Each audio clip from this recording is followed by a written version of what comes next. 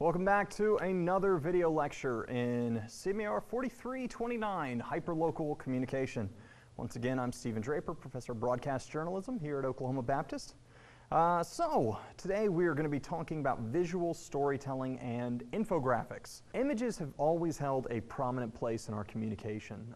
Even the earliest recorded communication was pictorial in nature. We had cave paintings and hieroglyphics. Images have continued to play a prominent role in substituting or emphasizing the written or spoken word. With online communication, we can quickly create these multimedia presentations. It's simple and it takes a little more than a smartphone to do all this. So today we'll be diving into this kind of visual storytelling and working with infographics and data. The old expression is a picture's worth 1,000 words, and that's true. It's not that a photo can replace a story. Words give context to photos. However, photos or even a series of photos can show in clear detail what words could only begin to describe. So rather than describing the scene of a disaster, a tornado sweeping through a town, and talking about the rubble and the people wandering around just with grief in their eyes, you can show it to me through a photo. So rather than tell me how happy this homeless man was receiving a care package that your ministry gave out, give me a photo of that, and that will show me right there just in his expression. Photos are a powerful communication tool. And so where print is limited by page space and broadcast news is limited by the amount of time that can be given to it, online communication has far less constraints on how you can use photos to enhance or to tell your stories. So the internet has really allowed for photography and for images to come alive and to be able to be used in ways that more tangible forms could never hope to. When it comes to filming with a smartphone, the first thing you want to do is go ahead and turn the camera, the whole smartphone, horizontally. Computer monitors, everything is geared towards landscape viewing, and that's the way that you should be recording. Now, it's not to say that there aren't some instances when you could film something vertical. If it's very long and tall, you may be able to get by with a pretty decent video showing it vertically, but in most cases you want to be having the smartphone horizontal. Another thing you want to be doing with your phone when you're recording with it is to make sure all the settings and everything are correct. So make sure the image isn't too overexposed or maybe too underexposed. And you can usually access all of your settings and be able to find all the right options and kind of figure out what's going to be the best look.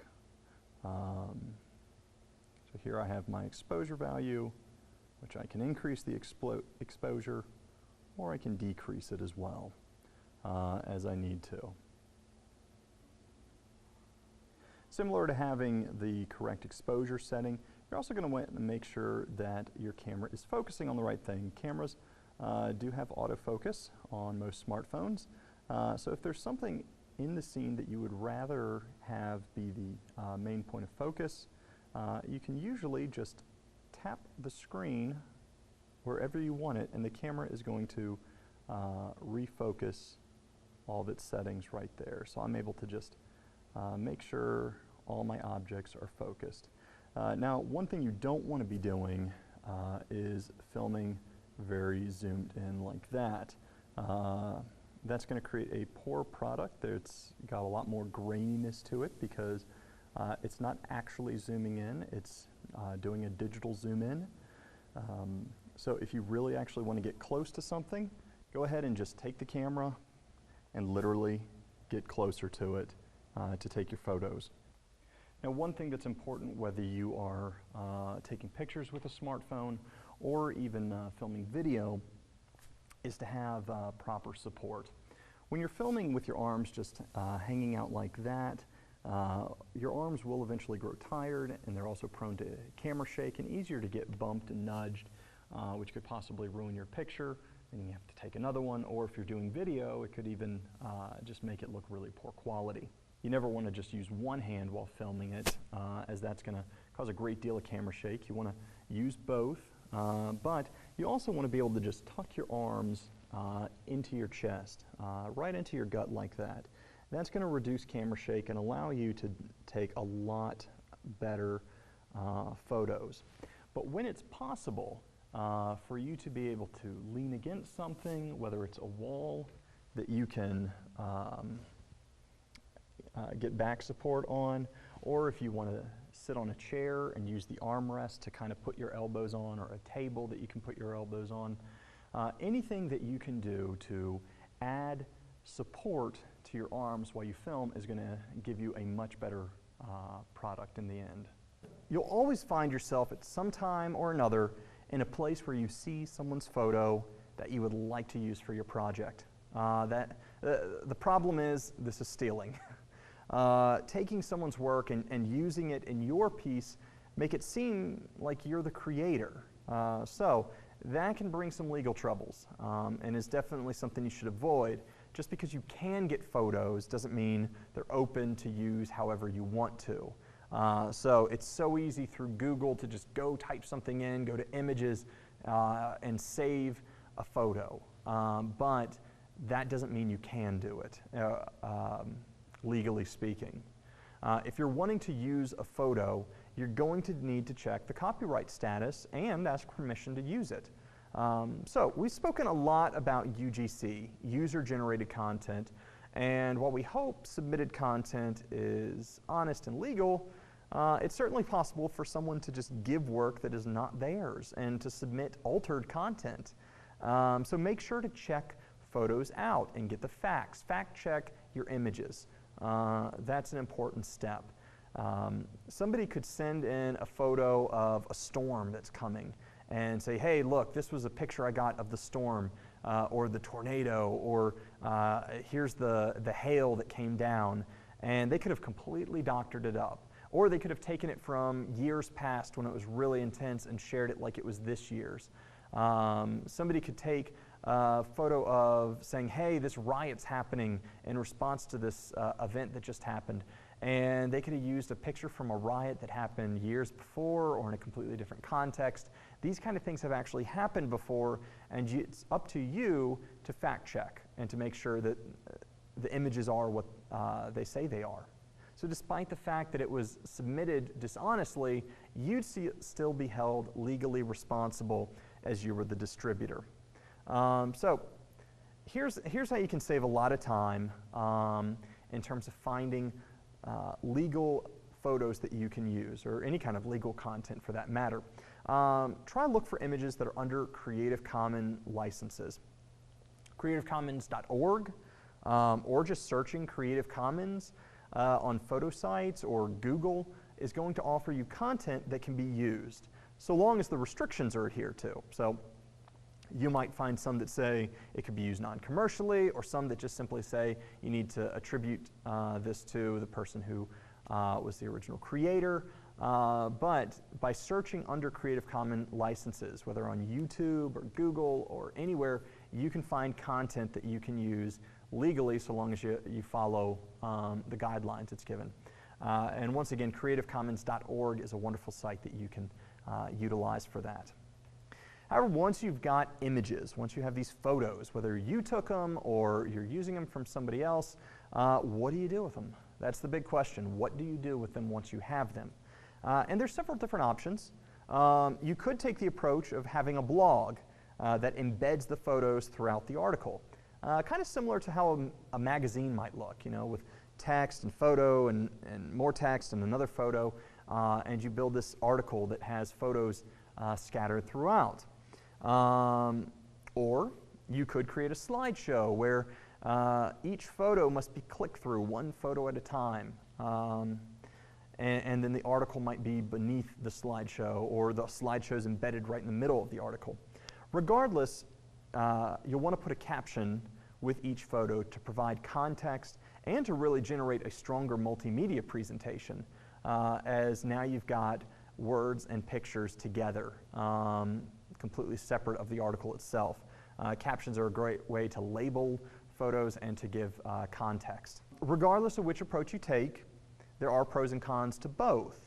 So a magazine style can make an article look impressive, but too many photos can make it feel cluttered and difficult to read. If it's just photos, photos, photos, text here, text there, and it's all jumbled together, it's going to look really awful, and it's going to be difficult to read the content. It'll just be too distracting with too much going on. So wrapping text around a photo is a way to improve readability. Align the photo to the left or right, and the text will go on the other side. That's going to help the photo from breaking up the article too much, and it'll give a nice, pleasing visual aesthetic as you see the photo and see the text right next to it. It's also possible to create a slideshow, as I said, a series of photos that you click through individually. This approach allows the users to kind of digest each photo and its message at their own pace. So rather than seeing it all within an article, they can just kind of take their time to look at it and appreciate what's they're seeing.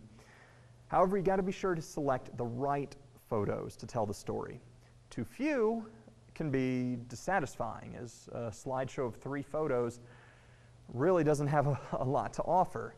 Too many, though, can be tedious. If I have a slideshow of 50 photos, there's no way I'm going to sit through all 50 of those photos. It's just too much. So you want to find the right balance there so that you don't lose your impact. Now, when uploading photos to social media, like Twitter and Facebook, it's automatically, when you upload multiple photos, it's going to kind of put it in a slideshow-like presentation. If you click a post on Facebook that has multiple photos, you'll be able to click through them individually. Twitter, you can have up to 4 photos, and you can be able to click through those individually. So it gives that kind of presentation. And that's important to remember when using social media to present your photos, if you even want them to be displayed that way. It may be the case that you want to have them shown one at a time and not in a series of photos. And so you'll just want to be aware of how certain options are going to present your images and how that's going to work in context with everything else. Now, a very often overlooked asset in any kind of communication and storytelling is data. Government agencies, businesses, surveyors, and so forth, they publish a ridiculous amount of data all the time on almost every kind of topic.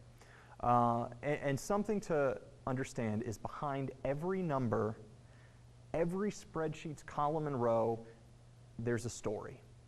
All those numbers, all that statistics, and all the data, it represents something. So if you find homelessness in your area has increased 50% over the past 3 years, that's a story. That increase exponentially, it looks like just a, it's on a chart graph just going up. There's a story behind all that information that's worth telling. If you find that there's been a surge of immigrants coming into community over the past decade, there's a story there.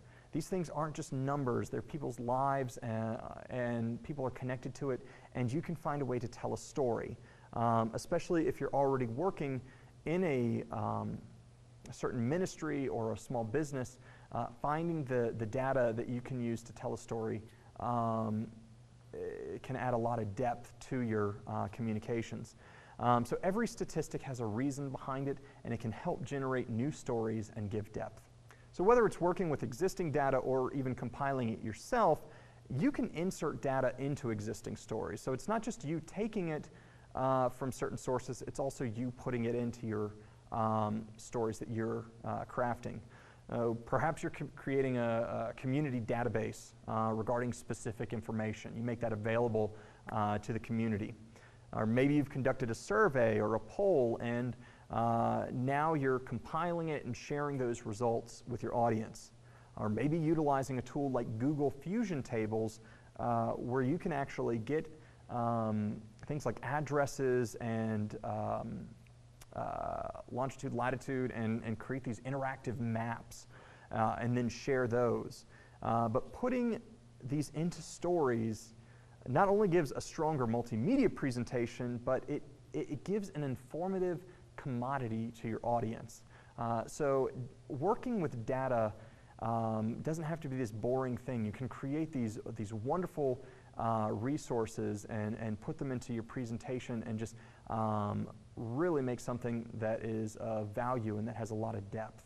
And one way you can be doing this is through visualizing data. Infographics is one of the ways you can be doing this. And infographics can take a lot of different appearances. Some are very, very elaborate and artistic. Others are just kind of pie charts or you know, graphs. But this ability to visualize the data makes it a little bit more tangible and understandable, especially in relationship to other factors or other statistics. So using infographics, especially creatively, these artistic ones, can really help in terms of telling a story. So there's a wonderful site we're going to be using is called Infogram, where you can put information in and generate these infographics. We'll be using that. There's lots of others, though, that you can be using, whichever you're more comfortable with. So one of the things that's important about an infographic, however, is its readability. You need to be able to look at it and to actually digest it and understand what the information is and where it is. And so having these too many images jumbled together can just make it hard to figure out whether that's in relationship to this kind of topic or if it's in relationship to something else. So you don't want to get so artistic that nobody can actually read and understand it. And that also goes to somewhat with the clarity of the information you're giving. It's fine and good if you want to do kind of a pie chart, but if nobody can figure out what any of the slices mean, or if no one can figure out what the certain little figures or dots or whatever imagery you use actually represents, then you're not making it understandable. Fortunately, with some of the tools that we're going to be using for this class, it's pretty clear-cut what the information you put in is being represented as. But that's something you want to strive for, to make all the information clear.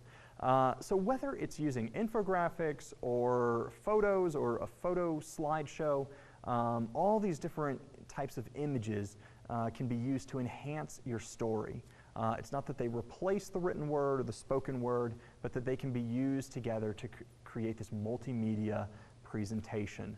And that is going to end up getting your audience's attention a lot more. Social media, tweets or Facebook posts that have images connected to them, research has shown that they have a far higher likelihood of getting reshared because they're just more visually attractive and just because they add more depth. So find creative ways that you can be using images in your social media and in telling your stories. That's it for this lecture. I will see you again next time.